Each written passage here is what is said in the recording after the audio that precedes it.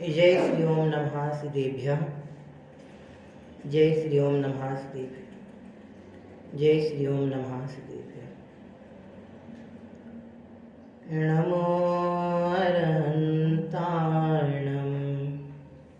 नमो सिद्धाणं नमो आयर्याणं नमो वैज्यायाणं नमो लोये सवसाहुणम्।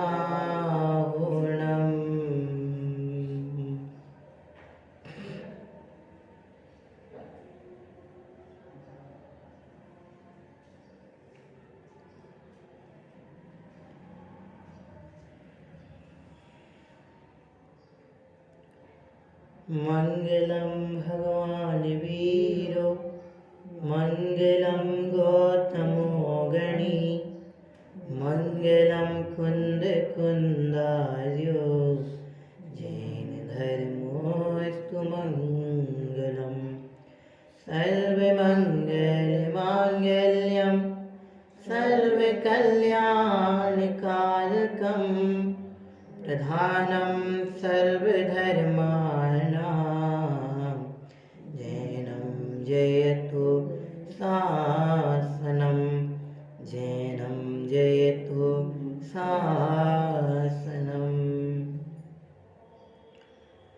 नमः समयसाराय स्वानुभूत्या चकासते चित्स्वभावाय भावाय सर्वभावान्तरचिरे वन्दित्वसौवसिद्धे ध्रुवमचलमणोभवं गतिं पत्ते वोच्छामि समयपाहुड मिणमो सुध केवली भणिदम्। श्रीमद् भगवान आचार्य कुंद कुंद महाराज कृत परमागम ग्रंथ आदिराज श्री समयसार जी हमारे समक्ष विराजमान है। इसकी गाथा क्रमांक 14 अपने चल रही है। मूल गाथा है पेज नंबर 43 पर। जो पसदीय पाणम अवध ओठम मणन्नयम नियदम अविशेषमसंयुतम तम शोधनयं व्याणी अनवदये स्पृष्टे अनन्यरुजो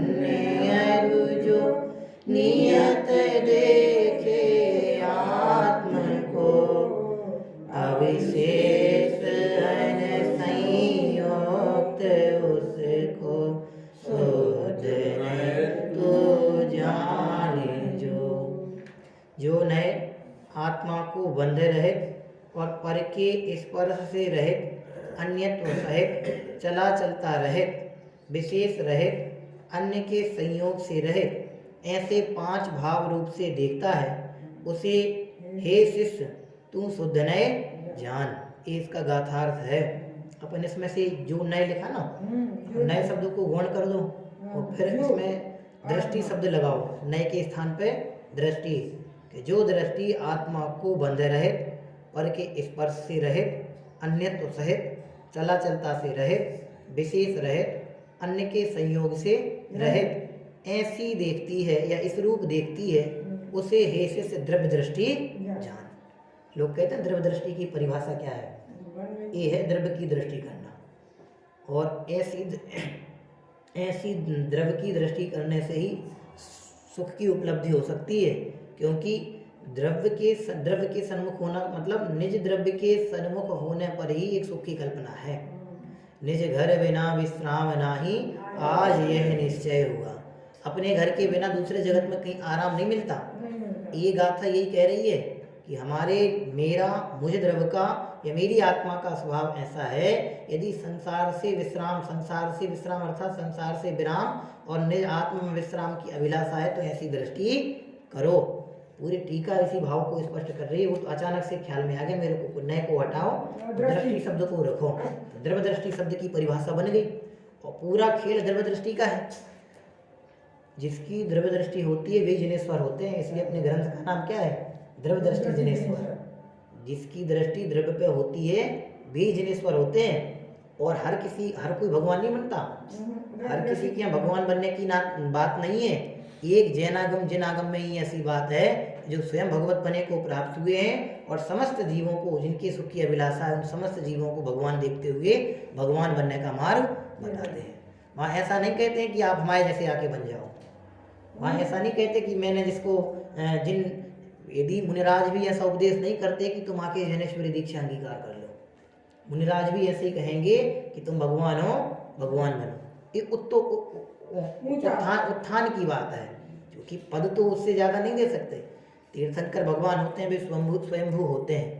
स्वयंभू का तात्पर्य क्या होता है? स्वयं से ही दीक्षित होते हैं, उन्हें कोई दीक्षा दाता नहीं होता। उसका कारण क्या है? उससे उत्कृष्ट कोई है ही नहीं, उनसे उत्कृष्ट कोई है ही नहीं। ऐसे मुनिराजपन को क्या सर्वोत्कृष्ट देखते हैं कि भैया ये भी उन सिद्धों के समान आत्मा स्वभाव के धारक हैं।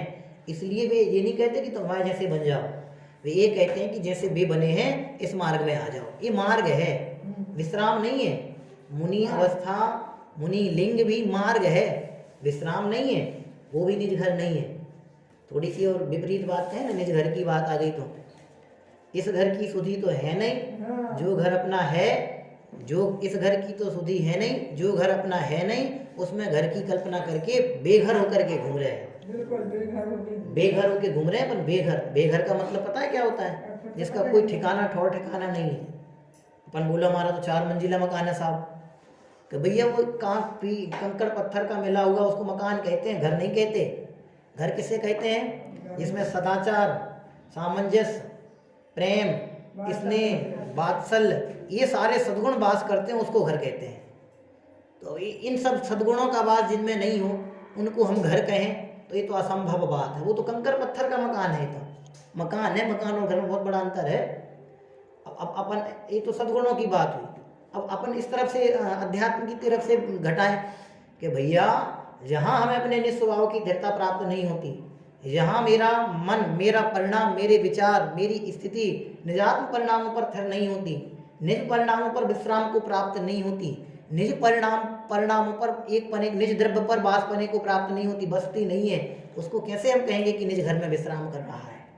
उसको तो यही कहने में आएगा कि घर होते हुए बेघर होके घूम रहा है।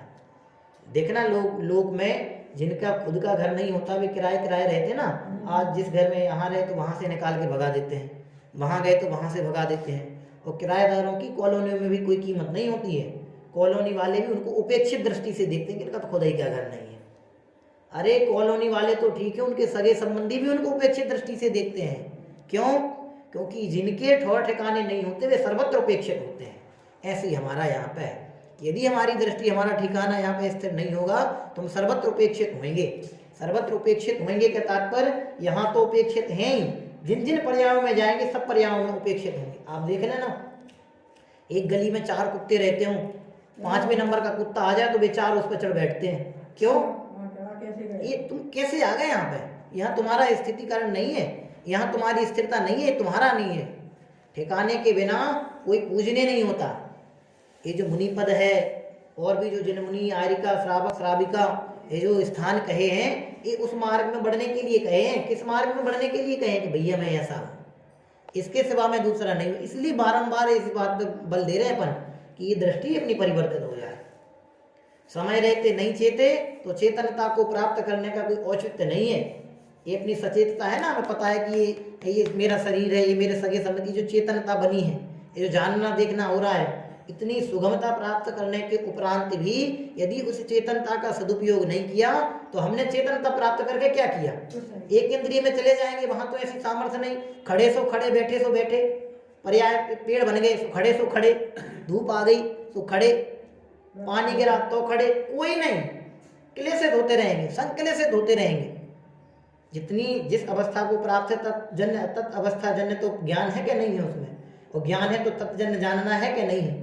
लोग ऐसा कहते हैं साहब कि वो वृक्ष को कुल्हाड़ी मारो तो पानी निकलता तो रोता है। वो बच्चों को समझाते ना, ऐसा कहते हैं उसको, बच्चों के वृक्ष को कुल्हाड़ी मारो तो उसमें से पानी निकलता है। पानी नहीं निकलता, सब रोता है, ऐसा कहते हैं। हमारे स्कूल में बहुत सारे पौधे लगे थे, जो बड़े बड़े वाइट कलर के फूल होते हैं ना, जहाँ हम पढ़ते थे पहले अपने गांव में, आचार्य पढ़ाते, उनको आचार्य कहते थे हम लोग। तो वो क्या करते थे, बागवानी करवाते थे कभी कभी, इसकी सफाई करो, इसकी सफाई करो। तो बच्चों की आदत होती थी, पत्थर लिया वहीं बैठ गए, ऐसा ऐसा करने लगे पेड़ में। तो वे आके के पीछे से डंडे मारते थे, क्यों तुम पेड़ को क्यों मार रहे हो? तो आपने हमें क्यों मारा? क्योंकि तुम पेड़ को मार रहे थे। तो वो तो कुछ जानते ही नहीं, कुछ कैसे नहीं जानता, वो रोता है, ऐसा समझाते थे वो लोग। तो उसमें भी उतनी चेतनता है कि नहीं? बस यही है भाई साहब, ये आत्मसंतोष से यदि नहीं हुए तो जगत में कहीं संतोष प्राप्त नहीं होगा। आप देख लेना, ऐसा कहते हैं संतोषी सदा सुखी। संतोषी को सदा सुखी क्यों कहा जाता है? और संतोष कहाँ से उत्पन्न होता है, वो कैसे उत्पन्न होता है? कि भैया लाखों करोड़ों अरबों रुपए भी प्राप्त, लॉकडाउन था ना, लॉकडाउन तो 93 करोड़ ऐसे कितने लाख कितने करोड़ रुपए उसने, अंबानी ने प्रतिदिन कमाए, प्रति घंटे करोड़ों में उसका हिसाब है। जहाँ लोग एक एक रुपया कमाने के लिए बेहताशा हो रहे थे, परेशान हो रहे थे, इधर उधर से भागम भाग कर रहे थे, जहाँ लोगों को खाने की समस्याएं थी, वहां उसने प्रति घंटे करोड़ों रुपए कमाए, फिर भी संतोष नहीं है, फिर भी मन में शांति नहीं है। तो शांति कैसे उत्पन्न होती है? कि शांति स्वभाव के आश्रय से उत्पन्न होती है। संसार में और संयोगी भावों के आश्रय से आज तक कोई शांति को उपलब्ध नहीं हुआ और ना आगामी समय में कभी होगा। शांति प्राप्ति का सिर्फ एक ही उपाय है, वो है निज स्वभाव का आश्रय। द्रव्य का आश्रय नहीं कह रहे, निज द्रव्य का आश्रय, निज स्वभाव का आश्रय। ये गाथा हमें ये बता रही है कि भैया ये शुद्ध ने जो है ना, ये शुद्ध ने हमारी संपत्ति का उद्घाटक है, कि मेरी निज की संपत्ति ऐसी है, इसलिए इसमें विश्राम पाने की बात है। बड़े पंडित साहब कहते हैं, एक पंक्ति आती है, सीख बिना नर सीख रहे हैं भोगन की चतुराई। बहुत प्यारी लाइन है वो, सीख बिना नर सीख रहे। दो शब्द है सीख बार, सीख एक तरफ है सीख मतलब शिक्षा, दूसरी तरफ मतलब है सीखना। तो हमें कौन सिखा रहा है कि भैया तुम्हें पंचेंद्रिय के विषय अच्छे लगते हैं? कौन सिखा रहा है कि भैया मान करना अच्छा लगता है? कौन सिखा रहा है कि घर तुम्हारा है? ये ऑटोमेटिक अपने आप ही तो अपने मोह के कारण हो रहा है ना। तो सुधार किसको करना पड़ेगा? कि स्वयं को करना पड़ेगा। कैसा सुधार करना पड़ेगा? कि आज तक मैंने जगत में और जगत जनों के प्रति जितना स्नेह रखा है, वास्तव में वो कुछ भी नहीं है। मेरी त्रिकाल संपत्ति तो ऐसी है, इससे ही मुझे संतोष उत्पन्न होगा, इसलिए मुझे जैसे बने वैसे इसमें ही स्थिर होने का प्रयत्न करना है। वो मेरी त्रिकाल संपत्ति है, मैं किसी से बंधता नहीं हूँ। जगत में लोग अपने आप को निर्बंध स्वतंत्र अनुभव करते हैं, लेकिन आप देख लो कितने जीव स्वतंत्र हैं। जो शारीरिक बंधन को प्राप्त नहीं, वे मानसिक बंधन को प्राप्त है। लोग कहते हैं कि शरीर से तो हम पूर्ण स्वस्थ हैं, लेकिन देख लेना शारीरिक स्वस्थताएं देखने में मिल जाएगी। आजकल तो वे भी सुगम नहीं है, कितने कितने प्रकार की बीमारियां आ गई, किसी के पैर में तो किसी के कमर में, किसी के सर, पूरी बॉडी मतलब अपनी क्या कहें कि बीमारियों से ग्रसित है। आजकल तो शारीरिक स्वस्थता भी पूर्णतः देखने में नहीं आती। डॉक्टर के पास जाएंगे आप हॉस्पिटल में तो पूर्ण स्वस्थ आप हैं, 99% आप नहीं निकलेंगे। आप चेक करवा के देख लेना, आपको कुछ भी नहीं है ना अभी, तो भी कुछ निकल आएगा। तो मतलब ये कहना, आज के समय में शारीरिक स्वस्थता का तो कुछ कहो ही नहीं, मानसिक वेदना, मानसिक अस्वस्थता भी बहुत है। ये हमारी शारीरिक और मानसिक दोनों अस्वस्थताओं को दूर करने के लिए परम औषधि है। इसलिए कहते हैं, वो पढ़ते ना अपन, जिन वचन कैसे हैं? परम औषधि है। रत्न सराफकाचार्य जी में लिखा है, जिनेंद्र भगवान के वचन परम औषधि है, सर्व रोगों की एक दवा। वो बोलते ना, एक बाम अनेक काम। बाबर बाम का पढ़ा है आप लोगों ने? लाल बाम आती सिर दर्द की, 24 दर्दों की एक दवा। अरे वहां तो लिमिट है, ये अनलिमिटेड है। ऐसा अनलिमिटेड है कि जितने प्रकार के दुख हैं उन सब का एक ही उपाय है। क्या है? निज स्वभाव का आश्रय। इसके सिवा आज तक कोई सुखी नहीं होगा। इसलिए ऐसा कहते हैं, जिनेंद्र भगवान के वचन परम औषधि है। लगते हैं लोग ऐसा कहते हैं कि भैया दवाई नहीं लेंगे तो ठीक नहीं होंगे। सही बात है, औषधि का सेवन नहीं करेंगे तो ठीक नहीं होंगे, बराबर बात है। अब वही तर्क यहाँ पे लगाओ कि जिनेंद्र परमामृत का सेवन नहीं करोगे तो अमरता को प्राप्त नहीं होगे, जिनेंद्र परमामृतों का सेवन नहीं करोगे तो संसार से ब्रह्म को प्राप्त नहीं होगे। क्यों? आप ही ने कहा ना कि औषधि के सेवन के बिना ठीक नहीं होते, तो ये भी तो परम औषधि है। संसार की वेदनाएं रोग हैं, संसार के जितने भी परिणाम है वे सब रोग हैं। रोग भाषित होगा तब औषधि प्राप्त होगी, और रोग ही भाषित नहीं होगा तो औषधि का देने का कोई मतलब नहीं है। डॉक्टर के पास आप जाते हैं तो पहले नंबर दवाई दे देता है, वो क्या करता है? वो ये कहता है कि भैया आप तो अपनी नाड़ी दिखाओ। पहले नाड़ी देखेगा, सिर देखेगा, आपकी बॉडी का टेम्परेचर लेगा, तापमान लेगा, उसके बाद वो आपका निर्णय करेगा कि आपको समस्या है। खाने में पूरा निर्णय करेगा, पूरी परिस्थिति समझेगा, उसके बाद वो 2-4 दवाई आपको दे देगा। क्यों भैया ऐसा क्यों किया? उसने निर्णय कर लिया कि इसकी बॉडी क्या मांग रही है। ऐसे यहाँ अब अपन इधर उधर से घूम घाम के सारी दुनिया में चक्कर करके आ गए हैं, अब ये चीज अपने को प्राप्त हो गई। कुंद कुंद आचार्य भगवान के वचनों को पढ़ने का सौभाग्य यदि प्राप्त हो गया है, तो इस सौभाग्य को परम सौभाग्य में बदलने का एक ही उपाय है कि संसार से उदासीनता, पंचेंद्रिय जन भोगों से उदासीनता, विषयों से उदासीनता, भोगों में भोगजन जो सुख बुद्धि है उससे उदासीनता, और इस मार्ग में अपनी कैसी बुद्धि पूर्वक प्रवृत्ति जमेगी तो निश्चित आप देख लेना, आप आनंद के अति सन्मुख होंगे। जो लोग देख लेना, पढ़ते हैं ना, विचार करने वाले चिंतक जीव होते हैं, तो वो एकांत चाहते हैं। एकांत इसलिए नहीं चाहते कि बैठ के कुछ भी करेंगे, वे एकांत इसलिए चाहते हैं कि भैया हम जितना इसका सबके सामने बैठ के चर्चा वार्ता करके पढ़ पा रहे हैं, इससे कई अधिक गुना आनंद हम अपने अकेले में ले लेंगे। वो मस्त रहते हैं, उन्हें इतनी सी भी शल्य उत्पन्न नहीं होती। वे एक कमरे में बैठे रहेंगे, पूरे परिसर में अकेले बने रहेंगे, 1% शल्य नहीं होती। क्यों नहीं होती? ना कोई बीमारी होती है।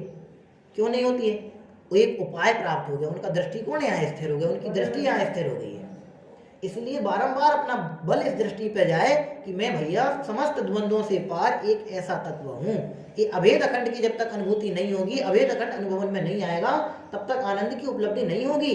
आप देख लो, एकल परिवार होते हैं और सामूहिक परिवार होते हैं। एकल परिवारों में कैसी कैसी वेदनाएं। बेंगलोर शहर में काफी इंजीनियर रहते हैं, आप लोग गए होंगे, कई इंजीनियर से तो मिले ही होंगे। आप जाके देख लो, प्राइवेट कंपनी में जॉब करते, समय नहीं है भगवान के दर्शन करने का, समय नहीं है माता पिता से बात करने का। मम्मी से बोल देते हम सैटरडे संडे कोई बात कर पाएंगे, पिताजी से बोल देते हम संडे के अलावा बात नहीं कर पाएंगे। तो कहाँ चला गया भाई साहब? कहने का तात्पर्य ये है कि ये जगत में सारी परिस्थितियां ऐसे ही हैं। स्वयं का पुत्र भी ऐसा कह देता मेरे पास समय नहीं है, और जनवाणी माँ क्या कह रही है? कोई पुत्र नहीं है, जो आएगा सो पाएगा, जो आएगा सो पाएगा, वो कोई भी आ जाए। तो भैया किसके पास जाना? जिसको 9 माह अपन घर में स्थान देते हैं, स्थान देने के उपरांत वो ये कह देता है मम्मी हम हफ्ते में 4 दिन बात करेंगे, और उसमें भी हम अपने टाइम से बात करेंगे, तो उसके पास जाना कि जो मेरी यथार्थ माँ है उसके पास जाना, जो बारंबार कर्म बिल्कुल स्नेह दे के बुला रही कि आ जाओ भैया आ जाओ। तो ये उसकी बात है कि भैया अब तो त्रसित हो गए, हम सब जगह से परेशान हो गए, जगत की चीत्कार हाहाकार देख के अब हमसे सहा नहीं जाता, इसलिए औषधि है। इसको औषधि जान करके सेवन करना प्रारंभ करो। एक चीज और, डॉक्टर दवाई देता है तो इकट्ठी पूरी नहीं खा लेते, इकट्ठी खाएंगे तो क्या हो जाएगा? रोग तो ठीक होगा नहीं, एक नया रोग खड़ा हो जाएगा। इसलिए इसको औषधि की तरह ही सेवन करना। औषधि की तरह सेवन करना मतलब जो जिस भूमिका में है, जिसकी जैसी बुद्धि है, जिसका जैसा क्षयोप समय, तदनुरूप ग्रहण करते हुए उत्तर वृद्धि को बढ़ने का प्रयत्न करना। एक साथ हम सोचें कि भैया हम तो प्रवचन सारे ही पढ़ेंगे, तो भैया ऐसी व्यवस्था यहाँ पे नहीं है, क्योंकि ये स्वतंत्रता का विश्व स्वतंत्रता का उद्घोषक आगम है, और विश्व स्वतंत्रता वस्तु स्वातंत्र समझने के लिए क्रमिक अभ्यास अभी आवश्यक है। एक साथ पढ़ने जाएंगे तो सब गड़बड़ हो जाएगा। औषधि का सेवन औषधिवत होगा तो स्वस्थ होंगे। ऐसे ही जनेंद्र वचनों की परमामृत रूपी जो औषधि है, इसका सेवन औषधिवत होगा तो सुखी होंगे। अब जो आनंद की अनुभूति की बात अलग आ जाती है। अनुभूति अभ्यास की मोहताज नहीं होती, अनुभूति में अभ्यास का कोई वो नहीं है। तो ये तो अभी अपन को अनुभूति के मार्ग में बढ़ना है ना, इसलिए अभ्यास की बात कर रहे हैं कि ऐसे अभ्यास में क्रमिक अपना बने। तो बारंबार इस तरह से अपना विचार अपना बनना चाहिए। काफ़ी सारी बातें कही हैं, कल अपन ने यहाँ तक पढ़ लिया था, आज थोड़ा सा भावार्थ इसका बचा है। आज अपन भावार्थ को संपन्न करने का यहाँ से प्रयत्न करेंगे।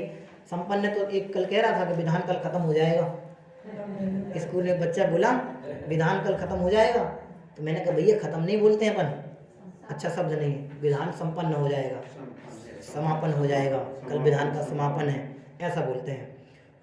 फिर भी इतना बोल दिया, फिर मैं चला गया। फिर थोड़ी देर बाद गया, फिर मैंने उससे प्रश्न किया विधान कब संभव होने वाला है, विधान कब तक? कल खत्म हो जाएगा। तो ये अपन को खत्म नहीं करना है, भावार्थ खत्म नहीं करना है। यहाँ पे खत्म अच्छा शब्द नहीं लगता है, यहाँ तो संपन्न होगा। आज अपना भावार्थ संपन्न होने का प्रयत्न करेंगे, संपन्न करने का प्रयत्न करेंगे। संपन्न करने का प्रयत्न इसलिए कर रहे हैं कि अनुभूति ईश्वर अपनी बढ़े। संपन्न करके पेज पलट करके बंद कर देने के लिए नहीं कर रहे हैं अपन, थोड़ा सा अपना दृष्टिकोण ऐसा बने, इसलिए अपन इसको आज कहने का प्रयत्न कर रहे हैं। पेज नंबर 45 पर है, नीचे से। इस कथन से यह नहीं समझ लेना चाहिए कि शुद्ध ने को सत्यार्थ कहा। क्या कह रहे हैं? इस कथन से यह नहीं समझ लेना चाहिए कि शुद्ध नय को सत्यार्थ कहा है, इसलिए अशुद्ध नय सर्वथा असत्यार्थ ही है। दोनों कारण दे दिए। दोनों को इसलिए कहा कि दोनों की अपनी जगह उपयोगिता है, क्योंकि नय एक अपेक्षित कथन होते हैं ना, और प्रत्येक नय अपेक्षाबद्ध है, तो प्रत्येक नय को उसकी अपेक्षा के अनुसार समझने का प्रयत्न करना पड़ेगा। ऐसा मानने से वेदांत मत वाले जो कि संसार को सर्वथा अवस्तु मानते हैं, क्या कह रहे हैं? संसार को सर्वथा अवस्तु। अपन पहले पढ़ के आए थे वेदांत मती वाले को, ठीक है। संसार को सर्वथा अवस्तु मानते हैं, उनका सर्वथा एकांत पक्ष आएगा। अपन ने पढ़ा था कि एक एकांत खड़ा होगा, तो एकांत का निषेधाचार्य महाराज ने पूर्व की गाथा में किया था। उनका सर्वथा एकांत पक्ष आ जाएगा और उससे मिथ्यात्व आ जाएगा। एकांत विनय पढ़ते ना अपन, हाँ, ज्ञान 5 प्रकार के भेद पढ़ते ना। क्या पक्ष आ जाएगा? सर्वथा, सर्वथा शब्द लगाए, सर्वथा का तात्पर्य क्या होता है कि सिर्फ एक ही पक्ष रह जाएगा। इसलिए एक की ग्रहण की बात नहीं है, तो अनेकांत अनंत धर्मों का धारक है ना, इसलिए यहाँ लिखा है सर्वथा एकांत का पक्ष आ जाएगा और उससे मिथ्यात्व होगा। वो मिथ्यात्व कोई क्या कहते हैं? पिताजी भी नहीं कहा है, दादाजी कहा है। मिथ्यात्व पाप का, लोक पाप का बाप है, मिथ्यात्व पाप का दादा है। दादाजी हैं, दादाजी सबसे प्रमुख होते हैं। हमारे संसार चक्र को बढ़ावा देने वाला ये है, हमारे विपरीत परिवर्तन में सबसे ज्यादा सहयोगी ये है। यदि संसार में ही रमना है तो इससे मित्रता करनी पड़ेगी। मित्रता करना क्या पड़ेगी? मित्रता ही है, सगा संबंधी है, करने की तो आवश्यकता ही नहीं है। अपन संसार में है, इस बात का ही सूचक है कि हमारा सगा संबंधी ये बैठा है, इसलिए बारंबार इसको तोड़ने का प्रयत्न करते आचार्यों ने किया है। कि सबसे अपन पढ़ते हैं मोह महाबल जोधा, इसमें है बनारसी दास जी ने क्या लिखा है? समयसार नाटक, हाँ, समयसार नाटक जी का ये मोह महाबल जोधा, उसमें लिखा उन्होंने कि ये मुंह है, महाबली है, जोधा मतलब योद्धा है, महाबली योद्धा है। इससे निपटना आसान नहीं है, बहुत अधिक तैयारी की आवश्यकता है, और वो तैयारी यहाँ से करा रहे हैं। कैसी तैयारी करा रहे हैं? एकांत पक्ष आ जाएगा और उससे मिथ्यात्व खड़ा होगा। इसका आगे कह रहे हैं, इस प्रकार ये शुद्ध नय का आलम्बन भी वेदांतियों की भांति मिथ्या दृष्टि बना लाएगा। शुद्ध नय का आलम्बन, शुद्ध नय का आलम्बन अपना जो शुद्ध नय कथन शैली वाला है वो नहीं, शुद्ध नय कथन शैली, उस शुद्ध नय का कथन ऐसा है, उसको उसके अनुरूप समझेंगे तो ठीक, उसके विपरीत जो पक्ष है उनको समझे। हाँ, सिर्फ एक ही पक्ष के शुद्ध नय ऐसा कह रहा है, सिर्फ ऐसा ही है, एक पकड़ के रह जाएंगे तो गड़बड़ हो जाएगी। तो उस एक पक्ष का निषेध यहाँ पे कह रहे हैं। एक चीज के दो पक्ष होते हैं, तो एक को हम मान लें जो ऊपर दिखाई दे रहा है, नीचे वाले को नहीं माने, तो ऐसा संभव है? अरे ऊपर का दिख रहा है, ऊपर का जो दिख रहा है, ऊपर का पक्ष ही इस बात की सिद्धि कर रहा है कि नीचे भी कोई पक्ष है। ऐसे यहाँ से हम दोनों पक्षों को स्वीकारना पड़ेगा और उसके बाद हमें निर्णय ये करना पड़ेगा कि उनमें से हमारे लिए उपयोगी क्या है। अपन देख रहे बफर सिस्टम में खाना खाने जाते हैं तो वहाँ पूरा खाना तो नहीं खाते हैं, जितना जिसको आवश्यक होता है उतना वह उसमें से चयनित पदार्थों का ले लेता है और उनका ही ग्रहण करता है। पूरा तो कोई भी नहीं करता। थाली में जो परोस दिया जाता है जरूरी नहीं पूरा सेवन किया जाए। हमारी भूख, हमारी क्षुधा, हमारी शरीर की आवश्यकता, हमारी शरीर की योग्यता जितनी है उसके हिसाब से भोजन करते हैं। अब आप अभय जी पंडित साहब तो बहुत अच्छा कहते हैं, रखना आपका काम है, सेवन करना मेरा काम है। आप रख दोगे, परोस दोगे तो इसमें जरूरी नहीं कि आप पूरा सेवन करें। मना कर लेना हम आपके लिए, नहीं परोस वे ऐसा कहते थे उसके लिए। मुझे तो ये बात कहनी है कि यहाँ लिख रहे हैं कि एक ही मान लेंगे तो गड़बड़ हो जाएगी। क्यों गड़बड़ हो जाएगी? कि मिथ्यात्व खड़ा हो रहा है। एक जो हमारे संसार का मूल, संसार परिभ्रमण का मूल कारण है, उसकी उत्पत्ति सीधे हो रही है उससे। और हम संसार विराम के लिए यहाँ बैठे हैं कि ये स्वाध्याय में हम क्यों बैठते हैं, चर्चा वार्ता आपस में क्यों करते हैं कि भैया थोड़ी विशुद्धि बने और विशुद्धि के प्रतिफल में कसाएं मंद हों, कसायों की मंदता के प्रतिफल में हम और उत्तरोत्तर वृद्धि को प्राप्त हों, जिसकी जैसी योग्यता है उसके अनुसार वह वृद्धि को प्राप्त होता है। इसके लिए तो बैठते हैं, इसके लिए थोड़ी बैठे हैं कि भैया आके सुन के निकल जाएंगे, ऐसा नहीं है। तो हम मिथ्यात्व को मिटाने के लिए यहाँ पे बैठे हैं कि हमारा जो अनादिकाल से मिथ्यात्व सहित परिणमन जो चला आ रहा है वह विराम को प्राप्त हो। तो यहाँ क्या लिख रहे हैं? यदि एक पक्ष को स्वीकार कर लेंगे तो मिथ्यात्व उत्पन्न हो जाएगा। मिथ्यात्व नाम आएगा या मिथ्यात्व उत्पन्न हो जाएगा। तो यहाँ सावधान होने की आवश्यकता है कि हम कहीं अपने रोग की औषधि प्राप्त करने, ऐसा होता है कोरोना का आया था, जाते थे लोग दिखाने के लिए और एक नया पेशेंट तैयार हो जाता था, तो अब कब स्वस्थ होने की बात आएगी? हॉस्पिटल गए थे कहीं के लिए, दिखाने के लिए, और गए वहाँ पे और उनके साथ जो गए थे वे और बीमार होके आ गए, तो पिताजी घर पे क्या कहेंगे कि हमने तुम्हें कहीं के लिए भेजा था उसको स्वस्थ कराने के लिए, तुम खुद ही बीमार होके आ गए, तो तुम्हारा जाना क्या हुआ? बेकार हुआ। ऐसे यहाँ पे है कि हम यहाँ कहीं के लिए आए कि ठीक होने के लिए, स्वस्थ होने के लिए, और यहाँ आके भी हम एक थोड़ा सा विपरीत ग्रहण कर लिया है, विपरीत अपना दृष्टिकोण बन गया, तो उससे क्या होगा कि अभी अपन भी थे, अब अपने साथ एक आध को और लेके जाएंगे।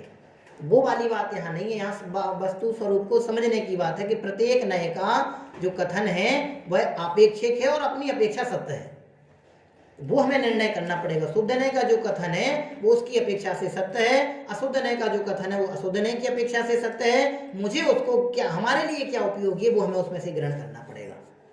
हमें ये पता है कि ये शरीर मेरे लिए कार्यकारी नहीं है, शरीर पर दृष्टि, देह दृष्टि से हमारा आत्म कल्याण नहीं होगा, तो हम देह दृष्टि नहीं करेंगे। तो हम फिर क्या करें कि दिव्य दृष्टि से सबका आत्म कल्याण हुआ है, तो हम भी दिव्य दृष्टि करेंगे।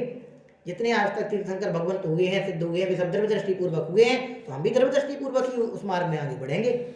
तो ये एक वस्तु को समझने का एक उपाय है, यहाँ लिख रहे हैं, उससे मिथ्यात्व आ जाएगा। इस प्रकार यह अशुद्ध नय का आलंबन सर्वथा, अशुद्ध नय का आलंबन भी, हाँ, इस प्रकार यह शुद्ध नय का आलंबन भी वेदांतियों की भांति मिथ्या दृष्टिपना लाएगा। वेदांतियों का तो मिथ्या दृष्टि तो पहले सिद्ध कर चुके हैं, पूर्व की गाथा में अपन ने पढ़ा था, वहां उन्होंने एकांत, शायद अमृतचंद महाराज की टीका थी वो भी, तो वहां उन्होंने एकांत पक्ष की स्थापना की, कैसे उनका एकांत खड़ा हो जाता है। उसमें इस तरह के कथन भी आए थे कि एक कोई सृष्टि का वो नियंता मान लेंगे, एक से ही सब कुछ मान लेंगे तो सारी व्यवस्थाएं अव्यवस्थित हो जाएंगी, और एक के ही फिर जो स्वाधीनता की बात करते हैं वो उसके अधीन हो जाएगी। तो बहुत सारे प्रसंग अपन पहले इसी से संदर्भित पढ़ के आए हैं। अब यहाँ और स्पष्ट लिख रहे हैं कि शुद्ध नय का आलंबन भी वेदांतियों की भांति मिथ्या दृष्टिपना लाएगा। मोक्ष मार्ग प्रकाशक जी में इसके लिए क्या लिखा है? निश्चयाभासी का प्रकरण लिखा है ना, कि निश्चय वो भी इससे ही संदर्भित समझना। निश्चयाभासी भी मिथ्या दृष्टि नाम पाता है। आभासी का मतलब क्या है? आभासी का मतलब विपरीत, जिसका यथार्थ निर्णय नहीं है, तो ऐसा यहां से समझना।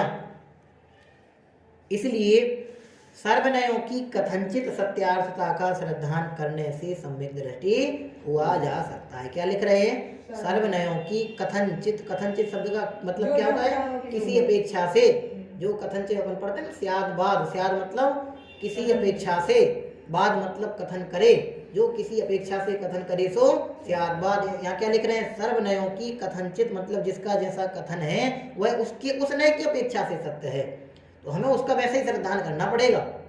कभी हमारे देह को अपना कहा जाता है, रात को अपना कहा जाता है, और मूलतः वे हमारे नहीं है, लेकिन जिस नय से जैसा कथन किया जा रहा है उस नय के अनुसार हमें उसको समझना पड़ेगा। एक तरफ गुरुदेव श्री के प्रवचनों में तो बारंबार आता है, दया, दान, व्रत, भक्ति, पूजा, ये सब परिणाम कैसे हैं? स्वभाव है, पुण्य बंध के कारण है, और आगे क्या कह देते हैं? संसार के कारण है, बंध के कारण है, इसलिए हमें इस पर दृष्टि ना करके उस पर दृष्टि करना है। अब वो छोड़ दें हम कि नहीं, वे भी उपयोगी है। पुण्य बंध का कारण कह रहे हैं ना, पुण्य बंध का कारण कह रहे हैं ना, परिणामों की मंदता का कारण कह रहे हैं ना, कसायों की मंदता का कारण कह रहे हैं ना। पुण्य बंध का कारण मतलब कसायों की मंदता का हेतु। कसाय की मंदता में पुण्य का बंधन होता है ना, कसाय की तीव्रता में तो पुण्य का बंधन नहीं होता है। तो वो सबके अपने अपने कथन हैं, तो उनको क्या करना पड़ेगा? हमें उस नय के अनुसार उसको सत्य स्वीकारना पड़ेगा, तदनुरूप श्रद्धान भी हमें बनाना पड़ेगा। क्या लिख रहे हैं? कथनचित सत्यार्थता का श्रद्धान करने से सम्यक दृष्टि हुआ जा सकता है। उनको जो बंध के कारक हैं उनका उसके अनुरूप ही श्रद्धान होगा। पुण्य के जो हेतु हैं, पुण्य के जो कारक हैं, जिनसे पुण्य का बंधन होता है, उनका उसी रूप में वो होगा। उनको मोक्ष का सहयोगी नहीं मान सकते। परिणामों की मंदता हो, कसायों की मंदता होने पर पुण्य का बंध होगा, लेकिन जो पुण्य है उससे मोक्ष प्राप्त नहीं होगा। मोक्ष के लिए तो आत्मिक पुरुषार्थ चाहिए, आत्मिक दृष्टिकोण चाहिए, और आत्मिक दृष्टिकोण शुभ अशुभ से पार शुद्ध तत्व का अवलंबन लेने पर होता है, शुद्ध भाव का आश्रय करने पर होता है। यहाँ लिख दिया कि सत्यार्थता का श्रद्धान करने से सम्यक दृष्टि हुआ जा सकता है। इस प्रकार स्यादवाद को समझकर जिन मत का सेवन करना चाहिए। क्या कह रहे हैं? स्यादवाद को समझकर जिन मत का सेवन करना चाहिए।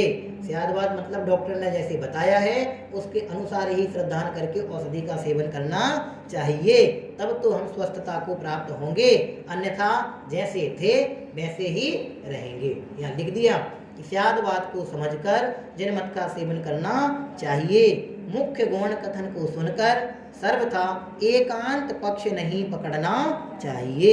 इस गाथा सूत्र का विवेचन करते हुए टीकाकार आचार्य ने भी कहा है कि आत्मा व्यवहार नय की दृष्टि में जो बद्ध स्पष्ट आदि रूप दिखाई देता है वह इस दृष्टि से तो सत्यार्थ ही है, परंतु शुद्ध नय की दृष्टि से बद्ध स्पष्टादिता असत्यार्थ है। पहले पढ़ चुके इन कथनों को। इस कथन में टीकाकार आचार्य ने स्यादवाद बताया है ऐसा जानना। ठीक है, क्या लिख दोनों कथन स्पष्ट कर दिए, किसी अपेक्षा से बद्ध स्पष्ट है, किसी अपेक्षा से नहीं है। अब किस अपेक्षा से? व्यवहार की अपेक्षा से है, निश्चय की अपेक्षा से नहीं है, शुद्ध नय की अपेक्षा से नहीं है, अशुद्ध नय की अपेक्षा से है, अशुद्ध नय की अपेक्षा से नहीं है। तो मैं कैसा हूँ कि मैं तो नयातीत हूँ, लेकिन वस्तु का श्रद्धान कैसे करना है? वस्तु का श्रद्धान कैसे करना है? नय के आधार से वस्तु को जान करके प्रमाणात्मक वस्तु का श्रद्धान करके मैं ऐसा हूं ऐसा निर्णय करना। नय वस्तु के समीपता वस्तु की ओर ले जाने में सहायक हैं। वस्तु कैसी है ये बताने वाले नय हैं कि ये हमें ये जो द्रव्य दिखाई दे रहा है अभी जो जैसा दिखाई दे रहा है इस नय से ऐसा है, इस नय से ऐसा है। और इसमें आचार्यों ने बताया है कि मेरे लिए मेरा प्रयोजन सुख प्राप्ति का है, तो सुख प्राप्ति का प्रयोजन इसके आलम्बन से नहीं होता है, द्रव्य के आलम्बन से होता है। इसलिए जब मेरा प्रयोजन द्रव्य के आलम्बन से सिद्ध होता है तो मुझे इसको गौण करना पड़ेगा, इसको मुख्य करना पड़ेगा। जब इसकी मुख्यता होगी तो स्वयं में गौण हो जाएगा, मुख्यता इसकी होगी तो इसको गौण करना नहीं पड़ेगा, स्वयं में हो जाएगा। जब ये मुख्य होगा तो अपना श्रद्धान भी अपन को ही जमाना पड़ेगा। ऐसा यहाँ से समझना। क्या लिख दिया आचार्य ने? टीकाकार आचार्य ने स्यादवाद बताया है ऐसा जानना। ठीक है, आगे यहाँ यह समझना चाहिए कि वह नय है, यह श्रुत ज्ञान प्रमाण का अंश है। क्या लिख रहे हैं? यह जो अपन उसकी परिभाषा पर श्रुत विकल्पो नया ऐसी परिभाषा अपन पढ़ते हैं। यहाँ यह समझना चाहिए कि वह नय है, यह श्रुत ज्ञान प्रमाण का अंश है। क्या लिख रहे हैं? श्रुत ज्ञान प्रमाण का अंश है। क्यों? सम्यक ज्ञान को प्रमाण कहते हैं। एक बात, सम्यक ज्ञान को सम्यक ज्ञानम प्रमाणम ऐसा कह के सम्यक ज्ञान को प्रमाण कहते हो। सम्यक ज्ञान के कितने भेद? 5 भेद। मती शताब्दी 5 भेद हैं। 5 भेद कहने के बाद उसमें से जो एक दूसरे नंबर का भेद है श्रुत ज्ञान, इसलिए क्या लिख दिया कि श्रुत ज्ञान प्रमाण का अंश है। ठीक है, श्रुत ज्ञान वस्तु को परोक्ष बतलाता है। मति ज्ञान और श्रुत ज्ञान वस्तु को इंद्रिय और मन से संबंधित होते हैं ना, इसलिए क्या इंद्रिय और मन से संबंधित जो ज्ञान होता है वो परोक्ष नाम पाता है। इसलिए यहाँ पे क्या लिख दिया कि श्रुत ज्ञान वस्तु को परोक्ष बतलाता है, इसलिए यह नय भी परोक्ष ही बतलाता है। कौन सा नय? शुद्ध नय, जो सुफियान का अंश है ना वो परोक्ष बताता है। नहीं, कौन सा नय? ज्ञान तो लिखा श्रुत ज्ञान वस्तु को परोक्ष बतलाता है, इसलिए यह नय भी। तो कौन सा नय?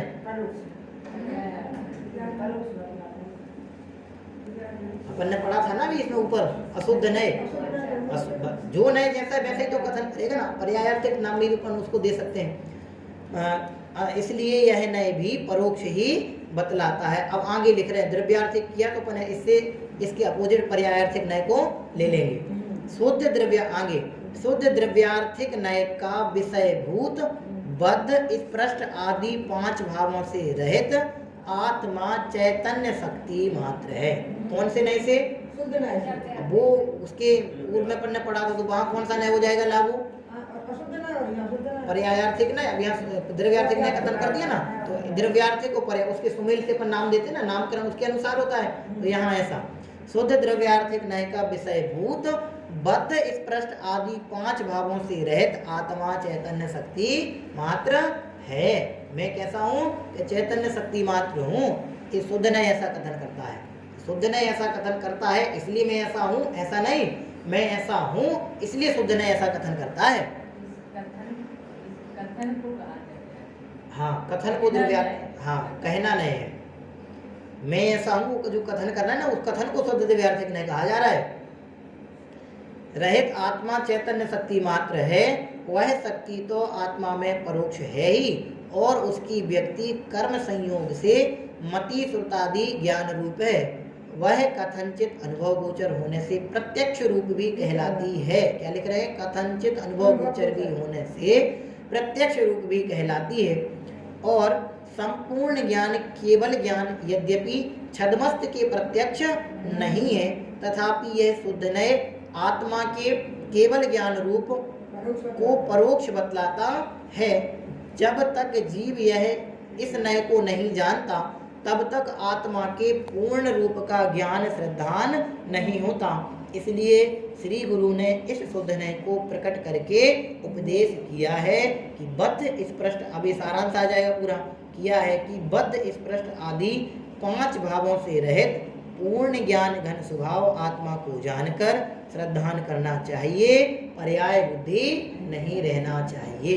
यहाँ 5 को नहीं समझो, ये हाँ, ये जो 5 कहे हैं, तो 5 प्रकार के जो नाम गिनाए हैं यहाँ पे, तो आत्मा इतने पहले अपन उस दिन को कथन किया था कि यहाँ इसमें पढ़ा था ना अपन ने कि आत्मा 5 प्रकार से अनेक रूप दिखाई देता है, परंतु आत्मा 5 प्रकार का है नहीं। ये जो है वो तो ये गुण है भी सब अखंड हैं। ऐसा नहीं है कि सब अलग अलग है। ऐसे अलग अलग करेंगे तो जगह कम पड़ जाएगी सब जीवों के लिए, क्योंकि सबके पर विस्तार होंगे तो वो जगह कम पड़ जाएगी, फिर समस्या खड़ी हो जाएगी। इसलिए यहाँ क्या लिख दिया यहाँ पे कि श्रद्धान करना चाहिए। श्रद्धान में सब समाहित हो जाता है। श्रद्धान अखंड का ही होता है। अलग अलग श्रद्धान करने जाएंगे तो श्रद्धान भी नहीं जम पाएगा। आप घर करके देख लो, एक घर यहाँ है, एक घर यहाँ है, 50 घर हैं आपके, तो 50 घर आपके हैं तो एक साथ 50 घर में रह लेते हैं। वो श्रद्धान आपका रहता है, निर्णय आपका रहता है कि 50 घर किसके हैं, मेरे। रहते कितने में? एक ही में। ऐसे ही यहाँ पे है, हमें श्रद्धान अभेद अखंड का ही करना पड़ेगा। वे गुण अलग अलग हैं, वे अपने कार्य भी अपने अनुसार करेंगे, लेकिन वस्तु का तो अभेद अखंड श्रद्धान ही होता है। ऐसा नहीं होता कि ये द्रव्य है, फिर ये द्रव्य के गुण है, फिर इन गुणों की होने वाली पर्याय हैं, तो पहले पर्याय का होगा, वो सामने दिख रही है, फिर उसके अनुसार अभी पर्याय हो रही, तो किसी ना किसी गुण का विकार है, तो वो पर्याय जो कार्य दिखे विकार का हो या कार्य का हो, फिर उसके आधार से गुण का होगा। अभी गुण किसी ना किसी के आश्रय रहते हैं, तो फिर उसके आश्रय, जिसके आश्रय रहते हैं उसे द्रव्य कहते हैं। तो फिर ऐसा क्रमिक ऐसा नहीं होता है।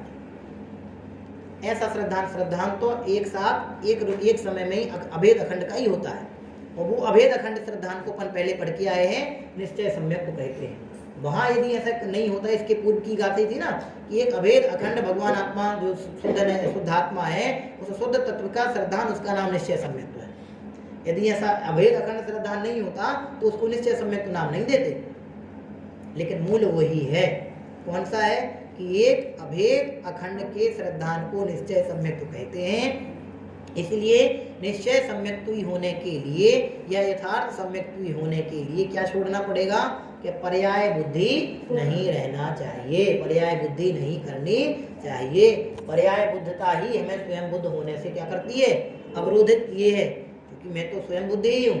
स्वयं बुद्ध का तात्पर्य ऐसा नहीं समझना कि नहीं, अभी वो स्वयं वाली बात नहीं है। स्वयं बुद्ध मतलब अपने में भी ज्ञान है, अपनी ज्ञान शक्ति ऐसा वाला, अपन सब कुछ जानते हैं, जान सकते हैं, पूर्ण जानने की सामर्थ्य ऐसा।